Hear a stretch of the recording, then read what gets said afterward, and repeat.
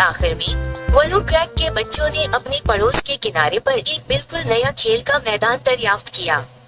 ये रातों रात नमूदार हुआ था, चमकदार झूलों से चमकता हुआ, एक चमकदार स्लाइड और एक खुशगवार दूर जो बगैर किसी धक्के के घूमता था।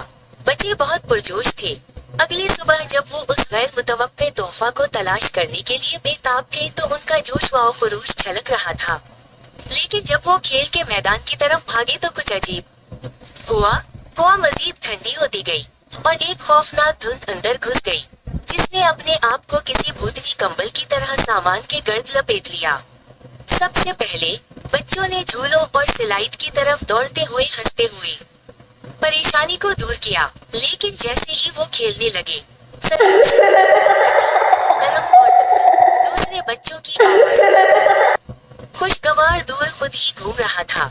झूले बगैर हुआ के हरकत करते थे और स्लाइड यूं कड़कती थी जैसे कोई गैर मरी इस पर चढ़ रहा हो।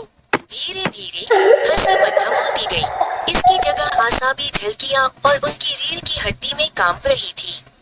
इन्हें जल्द ही एहसास हो गया कि वो अकेली नहीं है। माजी के बच्चों की रूहें जो बहुत पहले यहाँ खेली थी वापस आ गई थी।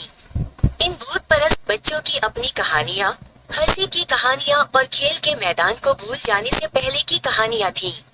लेकिन उनके पास एक इंतबाह भी था। खेल के मैदान को एक वजह से छोड़ दिया गया था। ये मालूम था उन लोगों की रूहों को फंसाने के लिए जो बहुत देर तक ठहरे रहे।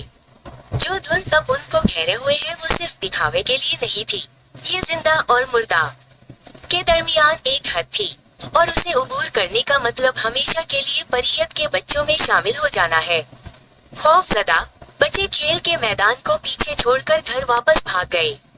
इस दिन से वो मोहल्ले के किनारे से बच गए, जहाँ अभी भी धुंध छाई हुई थी और परीयत के बच्चे धुंध में खामोशी से खेलते हुए देखे जा सकते थे। खेल का मैदान रह गया, माजी की एक बहुत याद दहानी और एक ऐसी जगह जहाँ किसी को दोबारा खेलने की हिम्मत ना